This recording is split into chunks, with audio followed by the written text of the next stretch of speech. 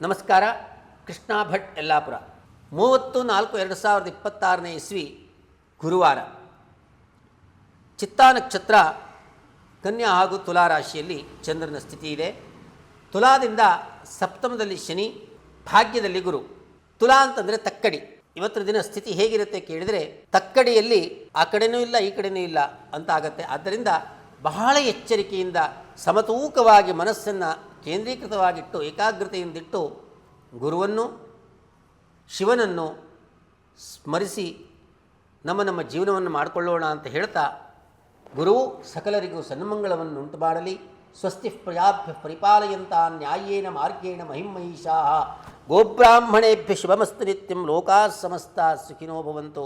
ಮಹಾಗಣಪತಿಯು ಗುರುವು ಎಲ್ಲರಿಗೂ ಶುಭವನ್ನುಂಟು ಮಾಡಲಿ ಅಂತ ಇನ್ನೊಮ್ಮೆ ಮಗದೊಮ್ಮೆ ಪ್ರಾರ್ಥಿಸ್ತೇವೆ. ನಮಸ್ತೆ.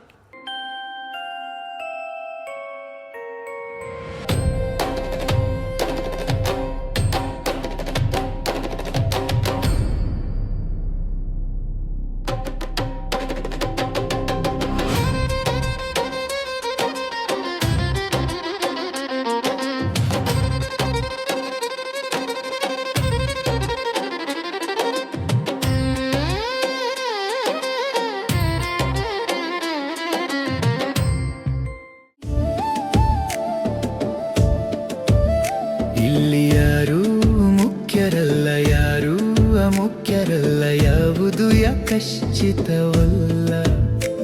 ಇದು ಅನಂತ ಪ್ರಪಂಚ, ಅಪಾರ ಅದ್ಭುತ ಅಚ್ಚರಿ, ಕಹಿ ಸಿಹಿ ತುಂಬಿದ ಲೋಕ,